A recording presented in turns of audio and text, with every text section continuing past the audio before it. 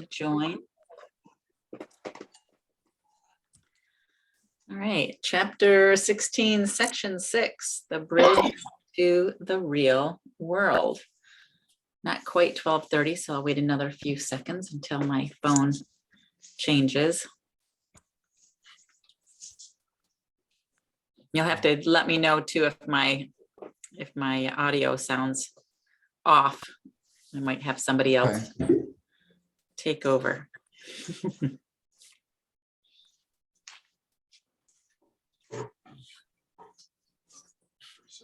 All right, I'll go ahead and start sharing my screen.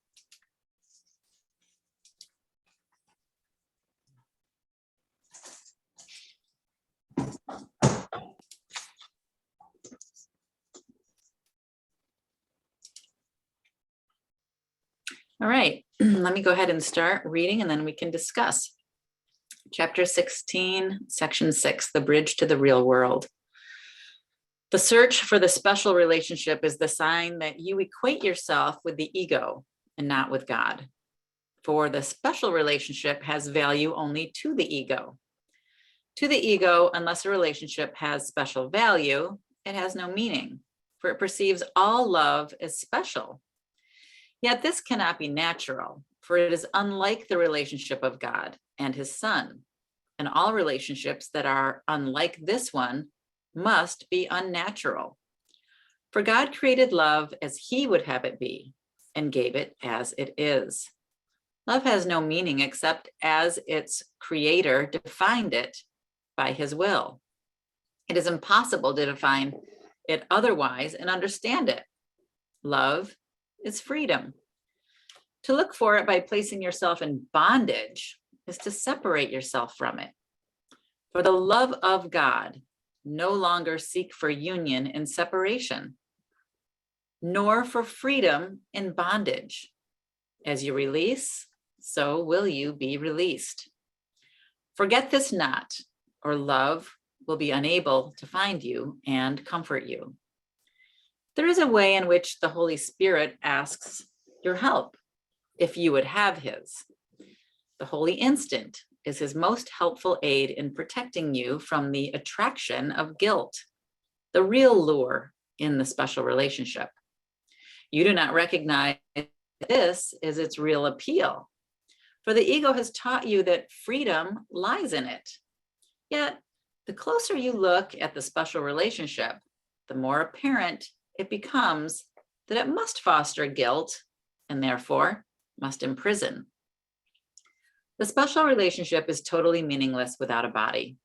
If you value it, you must also value the body. And what you value, you will keep. The special relationship is a device for limiting yourself to a body and for limiting your perception of others to theirs. The great rays would establish the total lack of value of the special relationship if they were seen. For in seeing them, the body would disappear because its value would be lost. And so your whole investment in seeing it would be withdrawn from it. You see the world you value. On this side of the bridge, you see the world of separate bodies, seeking to join each other in separate unions and to become one by losing. When two individuals seek to become one, they are trying to decrease their magnitude. Each would deny his power, for the separate union excludes the universe.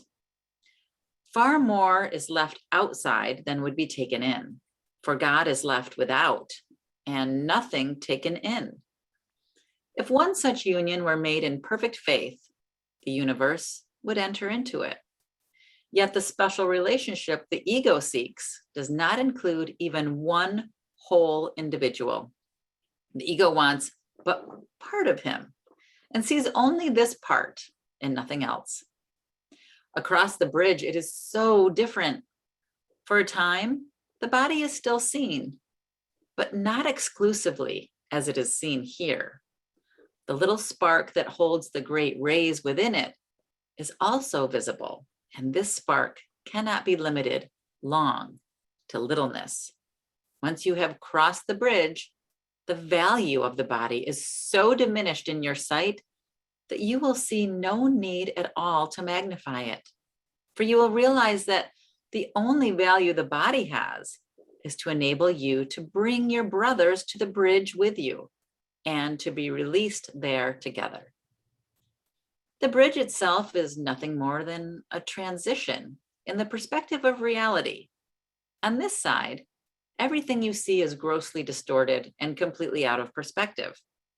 What is little and insignificant is magnified, and what is strong and powerful cut down to littleness. In the transition, there is a period of confusion in which a sense of actual disorientation may occur, but fear it not. For it means only that you have been willing to let go your hold on this distorted frame of reference that seemed to hold your world together. This frame of reference is built around the special relationship. Without this illusion, there could be no meaning you would still seek here. Fear not that you will be abruptly lifted up and hurled into reality. Time is kind, and if you use it on behalf of reality, it will keep gentle pace with you in your transition. The urgency is only in dislodging your mind from its fixed position here. This will not leave you homeless and without a frame of reference. The period of disorientation, which precedes the actual transition, is far shorter than the time it took to fix your mind so firmly on illusions. Delay will hurt you now more than before, only because you realize it is delay and that escape from pain is really possible. Find hope in comfort rather than despair in this. You could not long find even the illusion of love in any special relationship here, for you are no longer wholly insane, and you would soon recognize the guilt of self-betrayal for what it is. Nothing you seek to strengthen in the special relationship is really part of you. And you cannot keep part of the thought system that taught you it was real and understand the thought that knows what you are. You have allowed the thought of your reality to enter your mind, and because you invited it, it will abide with you. Your love for it will not allow you to betray yourself, and you could not enter into a relationship where it could not go with you, for you would not want to be apart from it. Be glad you have escaped the mockery of salvation the ego offered you, and look not back with longing on the travesty it made of your relationships. Now no one need suffer, for you have come too far to yield to the illusion of the beauty and holiness of guilt. Only the wholly insane could look on death and suffering, sickness and despair and see it thus. What guilt has wrought is ugly, fearful, and very dangerous. See no illusion of truth and beauty there. And be you thankful that there is a place where truth and beauty wait for you.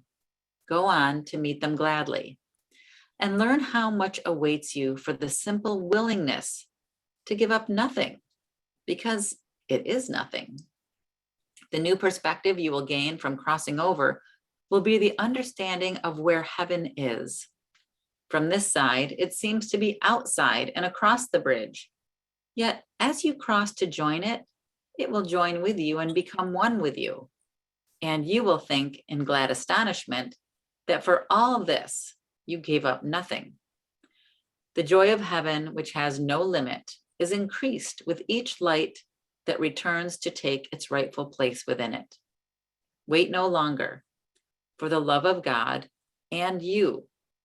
And may the holy instant speed you on the way, as it will surely do, if you but let it come to you. The Holy Spirit asks only this little help of you. Whenever your thoughts wander to a special relationship which still attracts you, enter with him into a holy instant, and there let him release you. He needs only your willingness to share his perspective, to give it to you completely. And your willingness need not be complete because his is perfect. It is his task to atone for your unwillingness by his perfect faith. And it is his faith you share with him there. Out of your recognition of your unwillingness for your release, his perfect willingness is given you. Call upon him, for heaven is at his call, and let him call on heaven for you. Dun, dun, dun. Right? This particular, I don't even know how to say, idea, this particular concept has always triggered a lot of conversations that I can recall when reading about it in the course. Sure. You know, because it touches upon probably one of the most, I don't even know how to say, one of the most significant things in our life, right? And Yeah. And it's not easy to comprehend, at least for me, it hasn't been. You know, I have to admit, I don't get it. Well, I think it very much goes back to the question Rachel had, right? I mean, we have these special relationships in our lives, and we get triggered when we feel like we're being judged as unworthy or not enough or cuckoo or out there or whatever. And we really, instead of focusing on that, if we could look at that, and what we read just now is ask him to join us, like him as being the one mind of God or source energy or the universe, to join us in our confusion, like, help me understand what this is, or help me to let go of my need to be accepted, or help me to let go of my need to change this other person. Just let me know that I am whole, one, and complete, and already part of the at-one-ment with this other person, right? And see the Christ in him or her or whatever the situation is, instead of feeling the separation, which is so apparent when we're in those special relationships and we feel that rub, right? And it's just our little willingness to see things differently, our little willingness to invite the Holy Spirit or God or whatever we want to call it, to invite that into our relationship so that we can see things differently. Because we think we're the ones that are supposed to fix it or change it. And anytime that we think it's us, then it's the ego, right? We've already aligned with fear because we have this need to like fix or change. I need to open my door because my cat is trying to get in. So hold on 1 minute.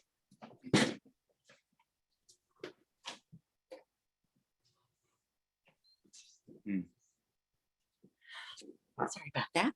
They just don't like it when I shut that door. I see Alicia's got her puppy with her too, right? Is it not ironic, of course, that this would cover pretty much exactly what I did ask at the very beginning, because that does tend to happen to us in this group. And I think this is really pivotal for me because with the help of this group especially, and it makes me a little emotional because like I love my husband, and he is one of the biggest reasons I have gotten to where I am today, because he had patience for me and unconditional love in times where I didn't even deserve it. And so I think that's why I feel such a pull, because it's not that I feel obligated to him to give him the same time that he gave me, but I want to. And I want to be alongside him as he grows as well. And one of the struggles, like this actual line that says delay will hurt you now more than before, only because you realize it is delay. And I sometimes feel like I suffer from heavier depression now than before I was more awake. And I think that's because my spiritual self is lighter and more aware, but my physical body is just not catching up yet. And this dense environment of gravity and getting older and all of the things that go along with that. But that's all energy that I just haven't caught up with my physical body to do the whole mind, body, soul connection. And I mean, things are going through my head, like eat cleaner, move your body more, of course, but to try to balance those things out. But that's what it is it actually feels depression sometimes, because it's like, I know better. I know what I should be doing, but I can't even keep this physical body up with my spiritual self yet. If that makes sense. I think you're shooting yourself too much, right? I'm a worrier. it's just that instant. It's the holy instant. It doesn't even require anything more than a shift in perspective, right? The body, everything is just part of the illusion. We think, well, the body has to get lighter, the body's heavy, the body's holding me down. The body's an illusion, right? So if we just have that shift in our perception, and we keep delaying asking for help from the Holy Spirit, because it's I can do it myself. If I make my body lighter, if I make this change, if I make this shift, you need do nothing except get out of the way, right? So if we can just remember to allow our mind to be aligned with the Holy Spirit, the work will be done for us, because we are perfect and we are already at one. We just still believe we're separate. Yeah, good.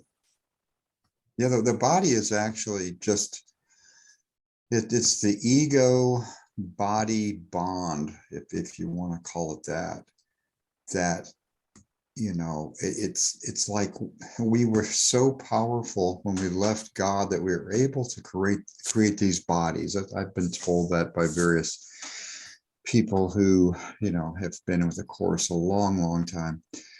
And he alludes to it in here. So you have this dynamic duo, so to speak, with the ego and the body. And we see ourselves as bodies. We're not. I mean, you're going to drop this thing in 20, 30, 40, 50 years, whatever. Doesn't make any difference. But that's our big trap. And believe me, it is a huge trap for me, because I see myself as the father, I'm the provider, I'm the leader of the family, and so forth. And that's all just a bunch of junk. I'm just a little kid looking for love, and I've learned it in a lot of strange ways, the ways that the world teaches. So where we got to get is basically that last paragraph 12. The Holy Spirit asks only this little help of you whenever your thoughts wander to a special relationship, whatever that relationship is, your mom, dad, boyfriend, husband, whatever. Just read that, and I invite you, what I did years ago, and we still have copies of this thing. I made about 10 copies of, if you go to page 88 in the edition on them, there is, it starts at the bottom of 88, the decision for God. I invite you to photocopy page 90. Make lots of copies, or take a picture and put it on your phone, but that takes too long. If you can keep a little thing in your pocket, it's like 5 steps.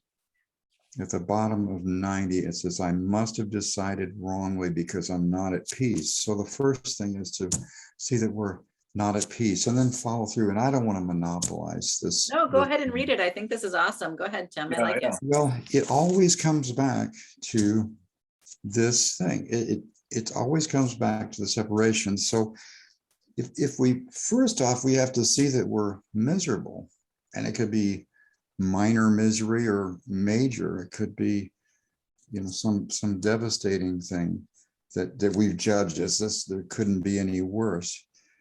But so we say, okay, I must have decided wrongly because I'm not at peace. So that's the first step in the undoing. It's always the first step. Then you get to a big barrier, and you have to be willing to say this. I made the decision myself because I can decide otherwise. And you may rebel against that. You may say, oh, how can I decide against this otherwise? This has happened and I can't change it. But just go with it.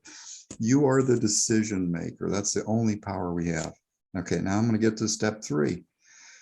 I want to decide otherwise because I want to be at peace. This is a huge step. Now, the fourth, we begin to feel the release. I do not feel guilty because the Holy Spirit will undo the consequences of my wrong decision. And I've circled this and underlined it.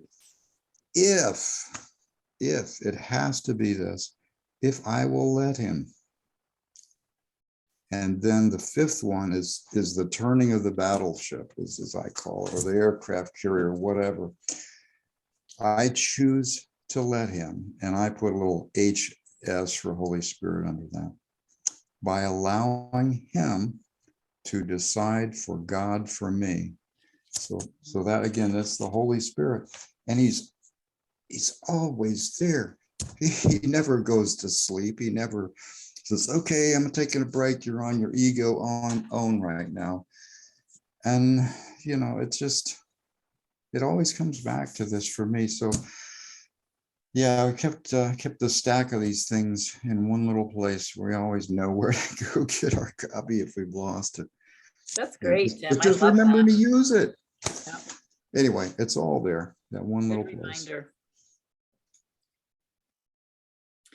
Anybody else have anything they want to share? Questions, comments? I just wanted to say to Rachel to just hold the space for your husband and be who you truly are awakened to be, and he will make his choice when it is in his right and perfect time. I too got so excited about this that, you know, I just wanted everybody. It's like, oh, if I can just show them, maybe I can get behind them and push them. Maybe like, what do I need to do to make this happen? And I finally realized that that's not mine to do. It clearly is their reaching out to spirit, to that bridge and crossing it. And my best way of helping, shall we say, is to just be my awakened self. Yeah. To just be that fully and allow others to interact with it as they may. And that in and of itself, if they see their resistance to it, like they're like, oh, you're such a big mouth, and oh, you think you're all that, and whatever. Yeah, I get a lot of that too. And that's also their right, their path where they are.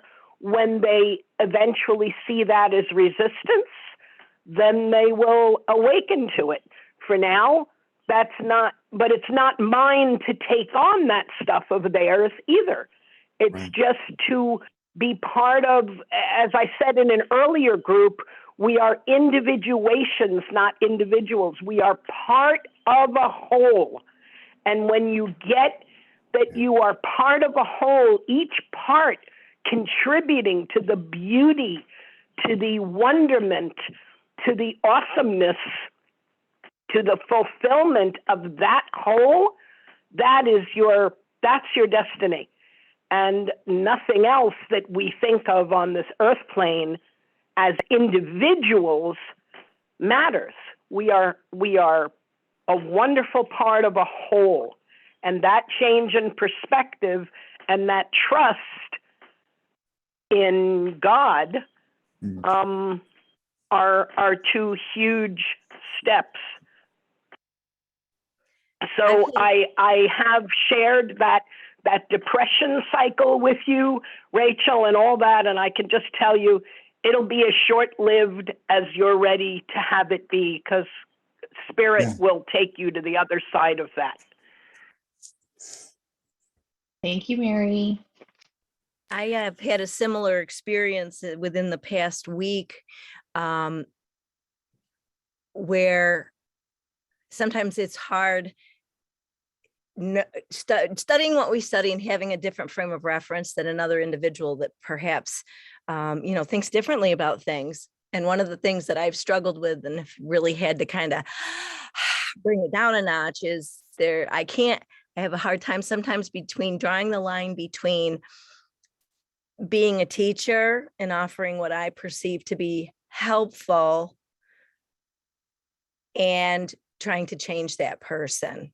So I had a situation where someone I knew really spun up about a tax bill that there was still a ton of information to collect, and comparative information, and perhaps a grievance process, and then maybe a reduction in what he thought was going to happen. And then perhaps the end game and the final number, he didn't know what that was. So we had no idea whether there was anything to be upset about. And I was like, after 4 days of listening to this incessant bitching, I was like, what? Why are you wasting your time being upset over something you don't know if you're upset about?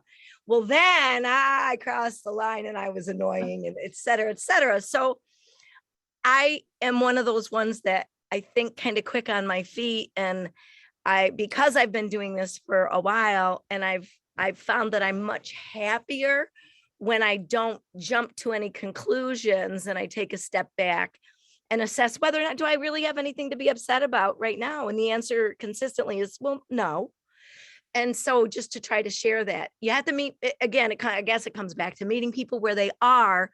And there was a subsequent apology from me that I expected him to do something or understand something in a way that he wasn't prepared. You're just not ready. And for that, I am sorry. So that's kind of how it was left. And the apology was appreciated, but it didn't take away my angst and wishing that I could get him to get it, and I couldn't. And then I went to my crazy place, like, oh my God, just shut up already, Alicia. But again, in my enthusiasm for sharing, I've been there too, Rachel. You know, like 15 years ago, I was ready to jump off a bridge. That's a whole nother story. You know, I get it.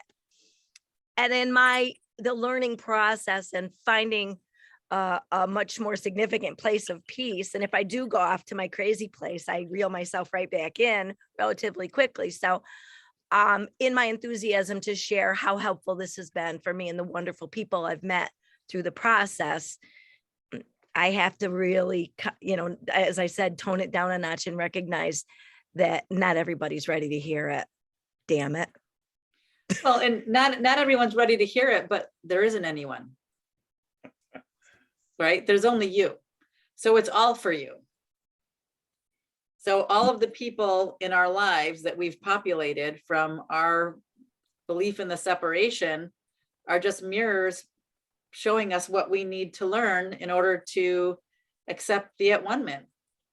And that's kind of how I look at it. Like, I see all these different people who get it, who don't get it, and it's all part of the illusion of separation. Yeah. And I think in that moment, for me personally, I forget that we are all part of the one, because I'm very, very bound by, it's me, and it's him, and it's her, and it's them, and so then my thought process completely jumps ship from that oneness. And that's why you end up in your crazy place. Right. Yeah.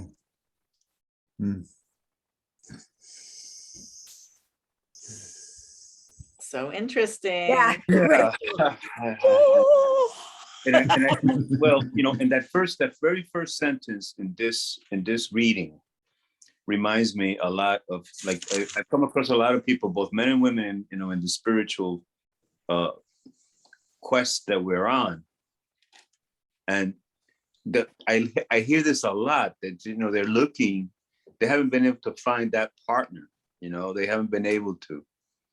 And so when I read the special relationship, it always makes me think about that, because I'm kind of like that in a sense. I kind of have that same thing going on. All right, so I kind of struggle with understanding how just not going into that place of, or thinking that, I need to find a special person, But so what I'm getting from it is to just not do anything about it, just try to just go along merrily, without giving too much thought to this. If I don't know if I'm even explaining myself correctly. No, absolutely. And it goes back to I need do nothing, right? When the Right. teacher is ready, the student will appear. And usually it's a perfect, well, it always is a perfect teaching learning situation. And because there can't be a special relationship in the at one minute, then it's got to be the perfect teaching learning situation. Yeah, I'll leave it at that. Let's leave it at that, right? Yeah. Yeah, it makes me wonder, because every time I come across, somebody that's interested, it's like, this is the first thing I think about, it's like, wait a minute, is this coming from the ego, or, so now I'm really like, right, really spinning my wheels, But it also Man. says that the Holy Spirit can use any relationship to be part of the holy instant, right? Can bring any relationship into that holy relationship.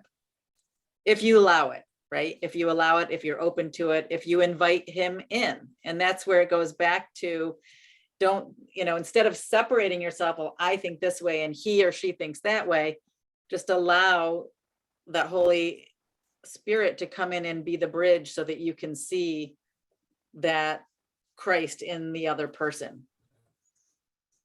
And it's just, over and over and over again, and just trying to practice and remember. Lots of opportunities. Lots of baby steps. Yeah. Ken A lot of Wapnick, brothers, right, to help. yeah. This is a very valuable book. It reads backwards when I'm looking at it. Hopefully you can read it. Yep. Glossary Index for A Course in Miracles, 2nd edition. Kenneth Wapnick, PhD, and the section on special relationships. I really invite you to go there, because he's distilled it down. It doesn't have to be a wife or a brother or any of that stuff. He says, relationships onto which we project guilt, substituting them for love and our relationship with God. As all special relationships retain guilt, they reinforce belief in the scarcity principle, doing what they would defend.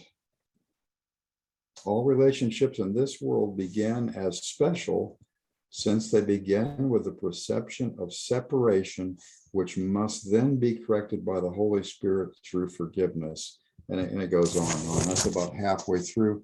And then he gives, if you're familiar at all with the book, you'll know that he'll tell you to go to different places in the text or workbook or wherever. And some are in bold. I guess they're a little more important. But anyway, that's another tool that helps me. So if I can remember. Yeah, the glossary is really just such a great tool. Great tool. And I know you can get it online too.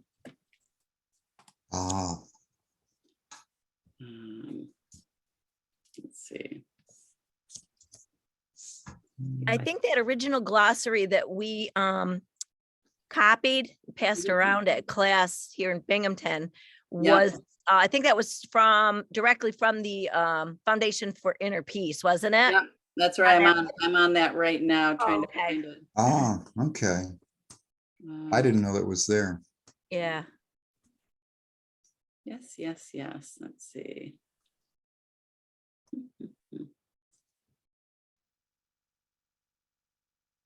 Yeah, I know that it is in here someplace. Huh. I'm not finding a link to the glossary for some reason.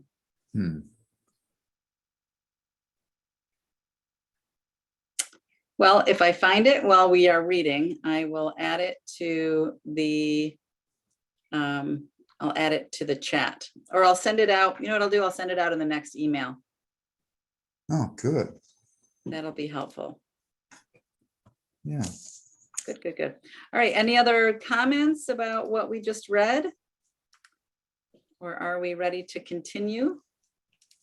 Yeah, I'm ready.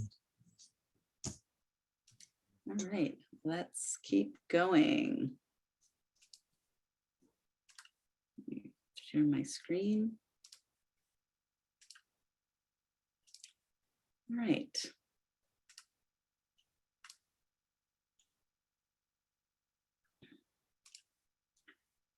Next one is the end of illusions. It is impossible to let the past go without relinquishing the special relationship. For the special relationship is an attempt to reenact the past and change it. Imagined slights, remembered pain, past disappointments, perceived injustices, and deprivations all enter into the special relationship, which becomes a way in which you seek to restore your wounded self-esteem. What basis would you have for choosing a special partner without the past? Every such choice is made because of something evil in the past to which you cling, and for which must someone else atone. The special relationship takes vengeance on the past. By seeking to remove suffering in the past, it overlooks the present in its preoccupation with the past and its total commitment to it. No special relationship is experienced in the present. Shades of the past envelop it and make it what it is. It has no meaning in the present, and if it means nothing now, it cannot have any real meaning at all. How can you change the past except in fantasy? And who can give you what you think the past deprived you of? The past is nothing. Do not seek to lay the blame for deprivation on it, for the past is gone. You cannot really not let go what has already gone. It must be, therefore, that you're maintaining the illusion that it has not gone because you think it serves some purpose that you want fulfilled. And it must also be that this purpose could not be fulfilled in the present, but only in the past. Do not underestimate the intensity of the ego's drive for vengeance on the past. It is completely savage and completely insane. For the ego remembers everything you have done that has offended it and seeks retribution of you. The fantasies it brings to its chosen relationships in which to act out its hate are fantasies of your destruction. For the ego holds the past against you, and in your escape from the past, it sees itself deprived of the vengeance it believes you so justly merit. Yet without your alliance in your own destruction, the ego could not hold you to the past. In the special relationship, you are allowing your destruction to be. That this is insane is obvious. But what is less obvious is that the present is useless to you while you pursue the ego's goal as its ally. The past is gone. Seek not to preserve it in the special relationship that binds you to it and would teach you salvation is past, and so you must return to the past to find salvation.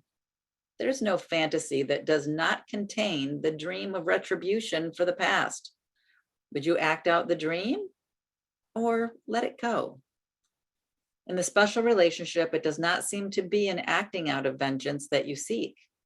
And even when the hatred and the savagery break briefly through, the illusion of love is not profoundly shaken.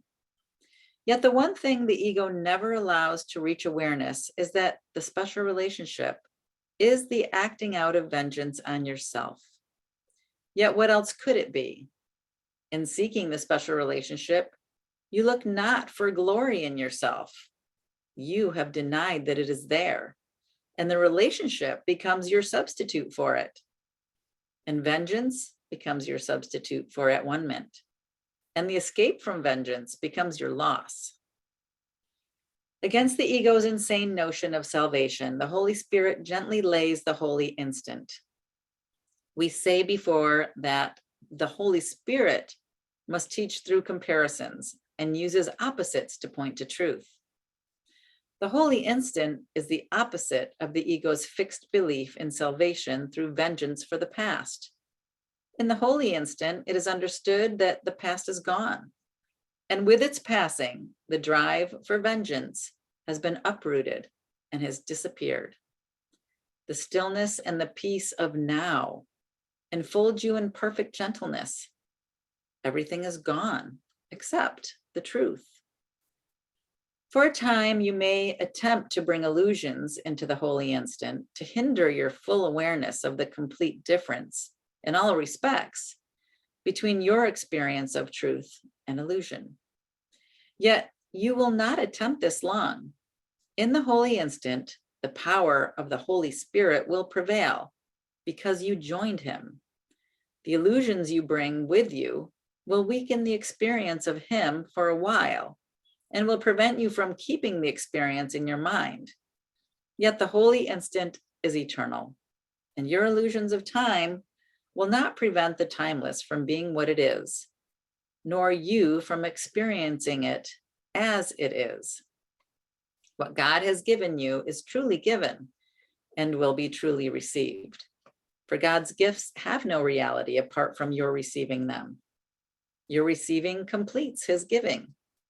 You will receive because it is his will to give. He gave the holy instant to be given you, and it is impossible that you receive it not because he gave it. When he willed that his son be free, his son was free. In the holy instant, his reminder that his son will always be exactly as he was created. And everything the Holy Spirit teaches is to remind you that you have received what God has given you. There is nothing you can hold against reality. All that must be forgiven are the illusions you have held against your brothers. Their reality has no past, and only illusions can be forgiven. God holds nothing against anyone, for he is incapable of illusions of any kind. Release your brothers from the slavery of their illusions by forgiving them for the illusions you perceive in them. Thus will you learn that you have been forgiven, for it is you who offered them illusions. In the holy instant, this is done for you in time, to bring you the true condition of heaven. Remember that you always choose between truth and illusion, between the real at-one-ment that would heal and the ego's atonement that would destroy. The power of God and all his love without limit will support you as you seek only your place in the plan of at-one-ment arising from his love. Be an ally of God and not the ego in seeking how at-one-ment can come to you. His help suffices, for his messenger understands how to restore the kingdom to you and to place all your investment in salvation in your relationship with him. Seek and find his message in the holy instant where all illusions are forgiven. From there, the miracle extends to bless everyone and to resolve all problems, be they perceived as great or small, possible or impossible. There is nothing that will not give place to him and to his majesty. To join in close relationship with him is to accept relationships as real, and through their reality, to give over all illusions for the reality of your relationship with God.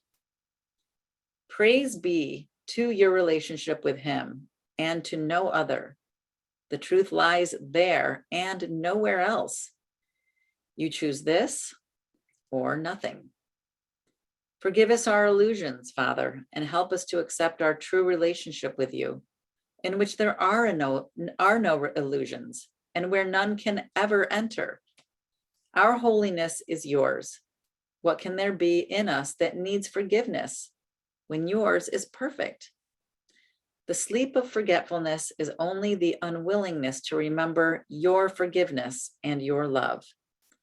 Let us not wander into temptation, for the temptation of the Son of God is not your will.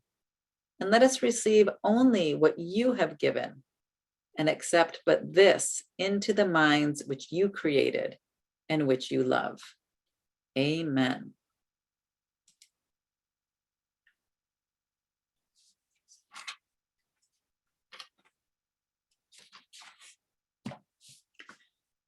All right. Any thoughts Amen. about that? Amen, right? Yeah. Amen.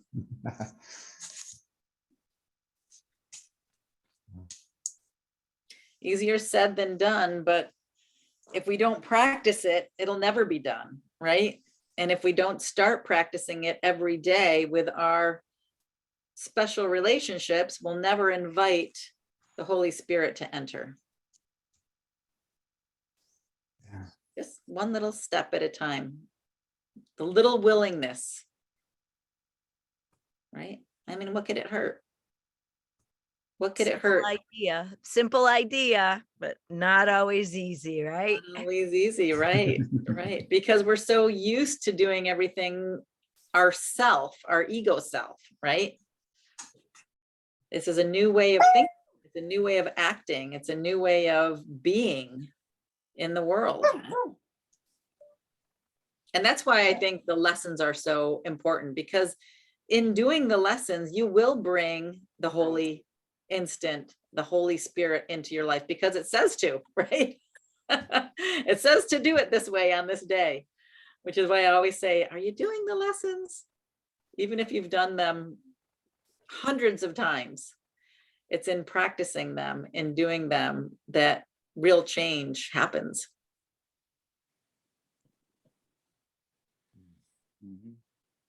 Yeah, the lessons are like a prayer, prayer is work, it's intent also, prayer, intent, all those things. Right.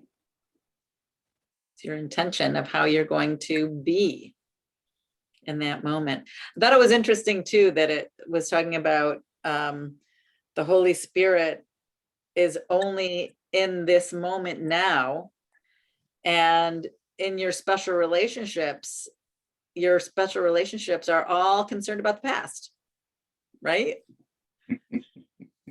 So if you can bring into awareness your special relationship so that it can become a holy relationship, if you can bring that into this moment now and see it as holy,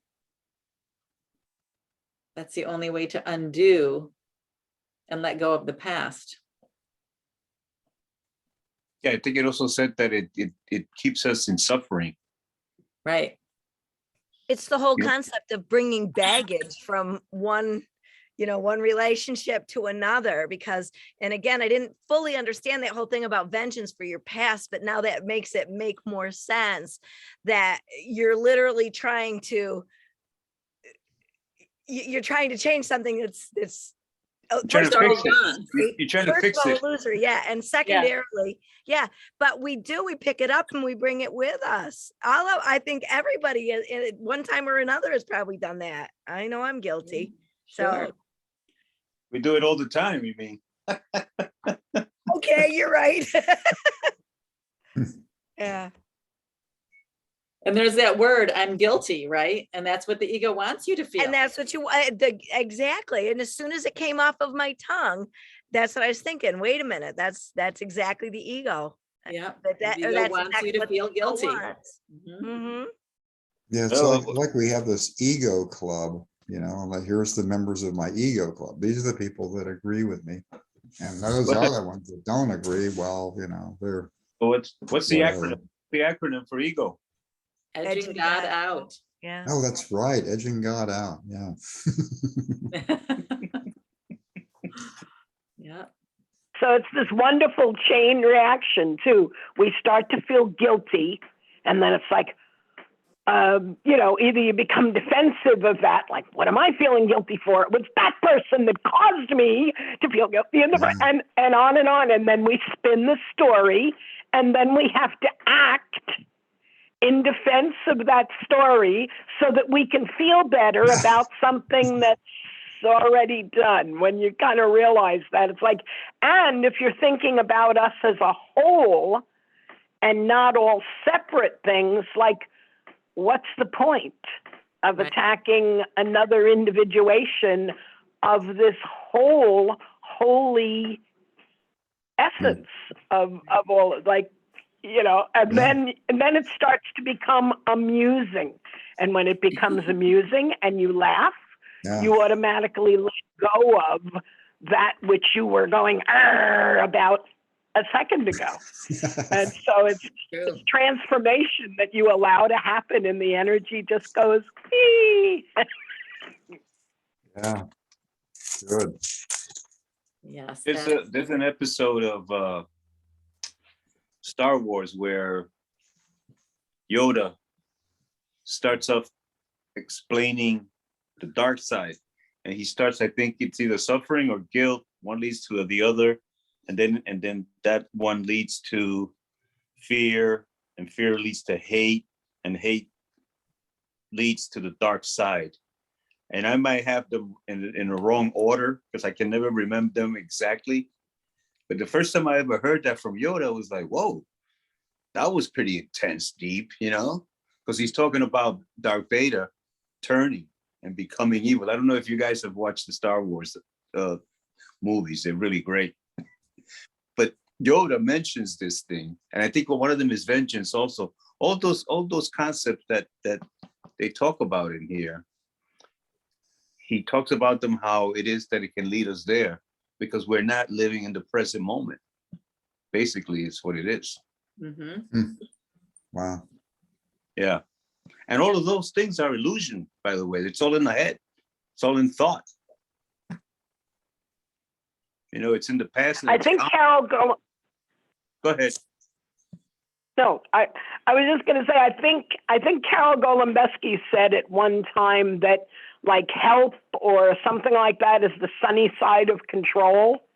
And I was just thinking of that when when Rachel was talking about, you know, wanting to be helpful and wanting to share and all that. And that was a lesson that I kind of had to get, is we want to be helpful, which really means underneath that we don't believe that that person is perfect in and of themselves. We still have a need to fix them, and only I can, so I'm going to fix them. And like, what is that really when you shine the light on it? It's like, You got me, Mary. the You got dawning me. of, so we can use that positive and negative. We can say, oh, you know, I just want to help them be where I am. It's like, Yeah. if they want our help, they'll ask for it. Just like we will ask for God's help when we are ready. Yes. The help is available all the time. Good point, Mary. I did, by the way, Ernesto, I read a book recently, and it's called Daily Love, but the author talked about he was obsessed with Star Wars. It was his favorite movie. And before he came to a spiritual awakening, it was like his favorite movie. And then after, he actually had a hard time watching it because it became this idea that he loved it so much because he was watching the evolution of Luke Skywalker become this amazing thing. And he realized he was ready to do it himself instead of watching somebody else do it. But the reason he became so obsessed with it is that he had learned that it was inspired actually by this whole thought process of biggerness and oneness. It was inspired by another movie who the director was very much within the spiritual realm. So I believe that it does intentionally very much translate to this idea here. And it's great for physical beings who are not necessarily in the spiritual world yet because they still are exposed to it in a completely different way. And it does then help for people who came from the physical world first to spiritual reality, in my opinion. It paints a really easy picture of, oh, just like you were saying, that descent into madness or evil or whatever we call it, and how Side, easy yeah. it is. Yeah, yeah. It is a good movie. If you have not seen Star Wars, I highly recommend them. So do I. I did share the glossary of terms in the chat if anybody is looking for that. Oh, good. I'm not 100% sure what website that is, but I couldn't find it on FACIM anymore. I don't know if they took it down because it used to be there. And now it looks like maybe you can only purchase it from them, but I might be wrong. If I'm wrong, I stand corrected, but I did find it, and I will I will also share that link with the email that I send out too, but I just posted it here in the chat. Thank you. If anybody wants to check it out. It's nice too, because you can print it too, right? And you Oh, can yeah. go to it. So, I also want to mention something else about special relationships, and it may not be directly related to what we're reading, but it's just come up for me lately as I have a good friend, and she was at a talk, and the person was saying that God was his lover. And she called me up. She was livid. How could anyone ever make such a claim?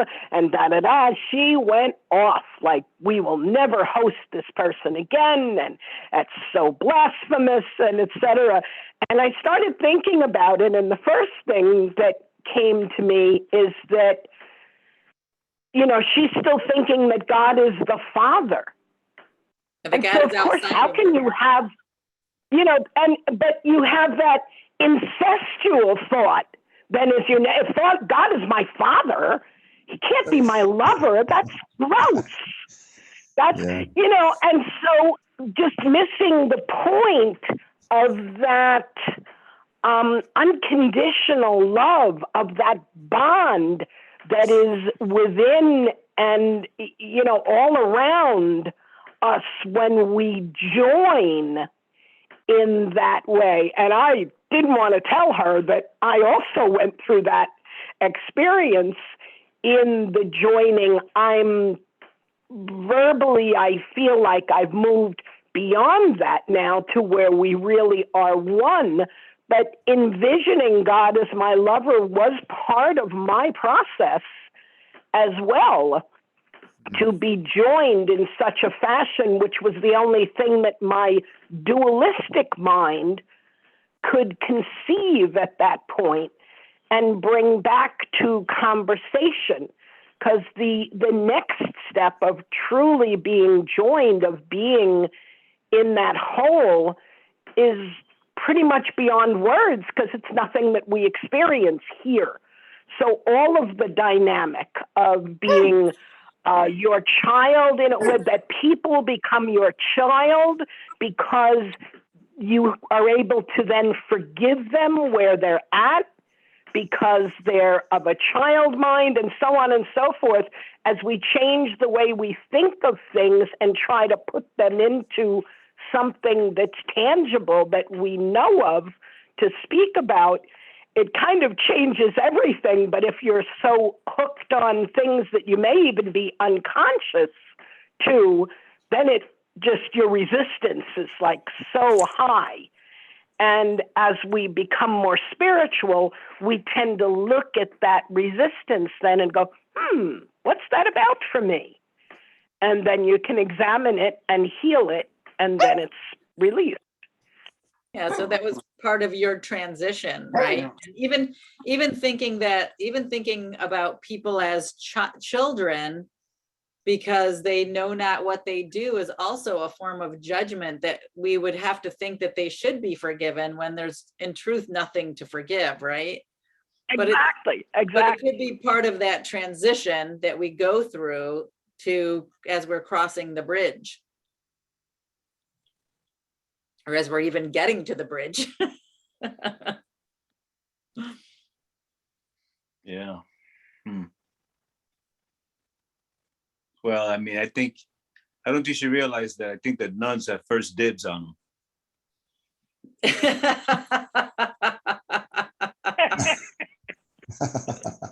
That's great. That's great.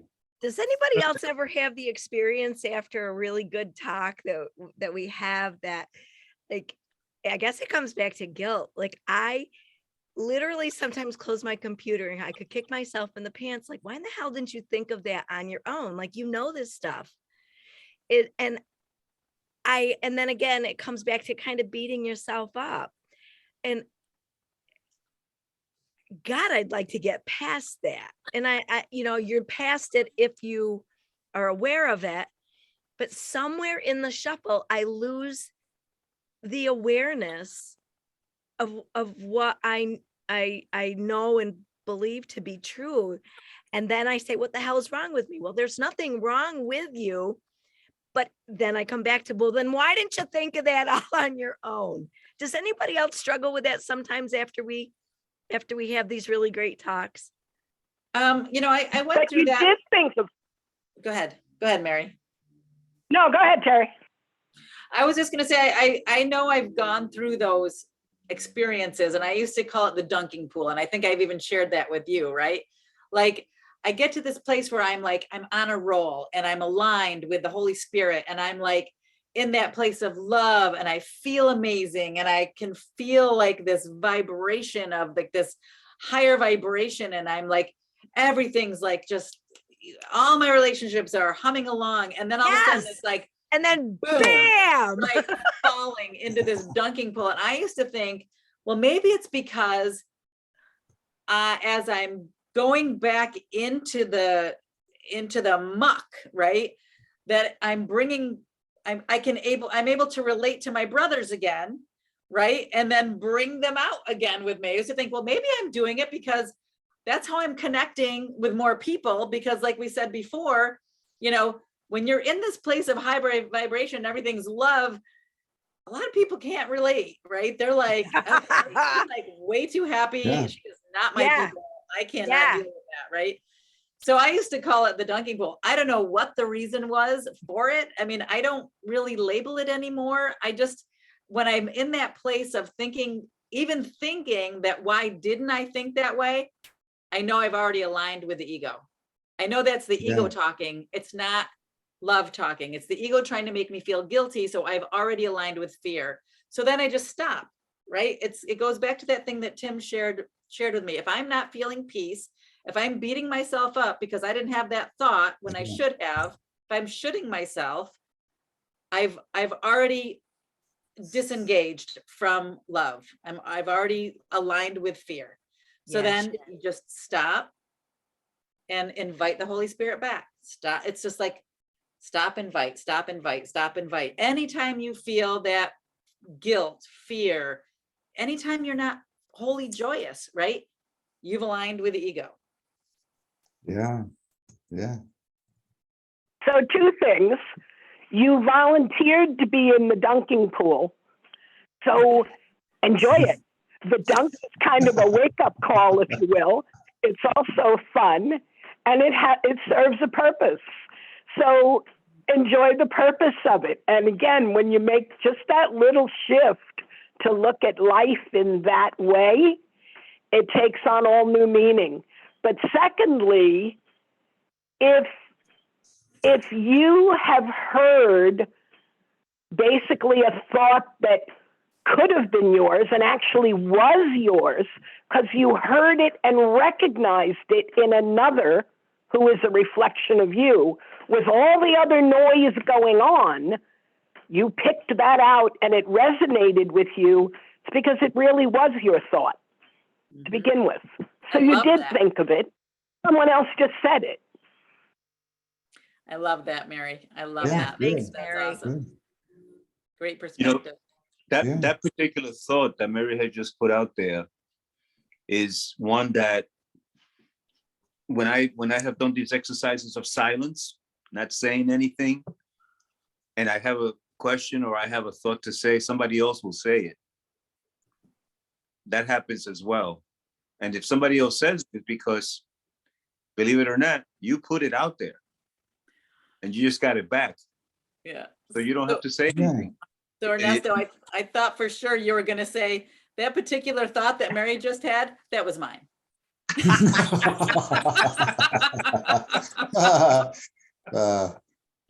was good. That was good, Ernesto. That's a big lesson for me. I Yeah, need to that I was need to awesome. listen way more than I talk. Well, that exercise about going into silence is a very excellent exercise to stay in the present. That's what it does. That's what I find it does. It's a good exercise to let go of, this mind of ours. What is it? Monkey mind, right? The Buddhists say it's monkey mind. Your mind is just in the past. You may think you're thinking things, but no, you're just really in the past. And that's where we become heavy and dense instead of staying light. Because when you're in the present, you're definitely in a light, you're feeling very weightlessness, I guess. So I don't even know how to describe it. Yeah, But I know what you mean. You Now, know I when want you're there. to, yeah, thank you for that, because what I had said earlier about feeling physically heavy, that's you hit it on the head when I'm trying to avoid a conversation or even being in the same room with somebody that I feel is angry. That's exactly what it is that I know I can feel lighter and I'm not feeling it right now. So you hit it on the head. I'm associating a past something, and that's why I'm avoiding it. If I can get my head and my heart and everything to align and be here, I can realize I got air in my lungs and my heart's beating strong, so I'm clearly very safe. Thanks, Ernesto. I was just going to say that just You know, one perfectly thing, tied this whole thing together. Excellent. I wanted to just add something that, Rachel, something you said triggered this, and it's helpful for me. I wish I could remember it all the time, is when we're at least partially clear, we've got most of the bugs cleaned off our windshield, we've got some new blades or something. We're operating from a place where we know innately this stuff is not really real. I always, people concerned about, oh, Dad, you're getting older and hey, I'm not gonna go anywhere. I'll be here. But where I'm going with this is we literally have the higher ground within us, within all of us. We know that. And so when somebody else has a problem, and God, I need to hear this. If they have a problem, it's really my problem. It's like, I can't say, oh, you're misthinking about this and your childhood experiences of this probably just I don't know, if we could just get to the point where that does not bother us, the separation thoughts do not bother us. I forget, somebody was, I guess Alicia, was you were talking about this friend you were talking with for like 4 days, and they're going to all these reasons why they're miserable, right? It was kind of like that. I don't know, and maybe that just needed to occur like it did, but maybe next time it's like, hey, we can keep making excuses for why things are the way they are, but why don't we try one time? Could you go with me? Just one time. Let's just ignore all this stuff, all these external circumstances, and let's just, everything's fine like it is. I can show you my list of projects to do. Some of them years old. And, I can beat myself up about that or whatever, but if he's just trying to say you're already there in this, I call this last paragraph, forgive our illusions, Father, and help us to accept our true relationship with you, in which there are no illusions and none can ever enter. Our holiness is yours. I've labeled that as the Lord's Prayer, and I think it's one of the greatest paragraphs there is in this book. Well, there you go. You can't even say that.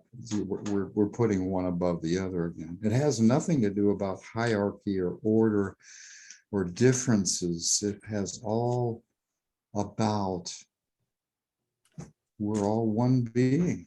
We've said it. How many times have we said this? Hundreds, thousands. I've heard it for decades. Yeah, the one being, and you're hearing it a different way. But what about the experience of the one being, where you're not willing to do anything? Your convictions, if we could be like Christ, your conviction is so deep that you could literally let somebody nail you to a cross or make you suffer in some way that's like, well, I'm not willing to leave God to feel pain and project guilt and da da da da. So I'm just gonna let him do it. Now, he's not, he says, I'm not looking for more Jesus Christ in this book. You know, I'm not looking for more people to die for me or whatever. But I think you understand where I'm coming from. So we just can't get hooked into this stuff. We have to be able to shrug it off like, oh, do I need to go?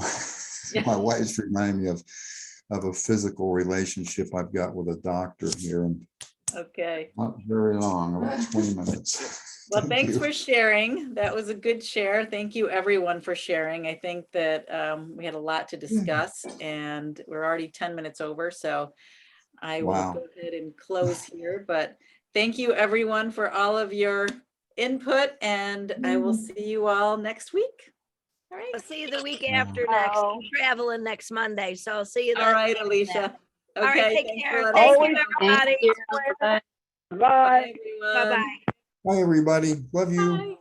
Bye. Bye. Love you too. Bye. Bye. And I'm gonna click to leave. God, I completely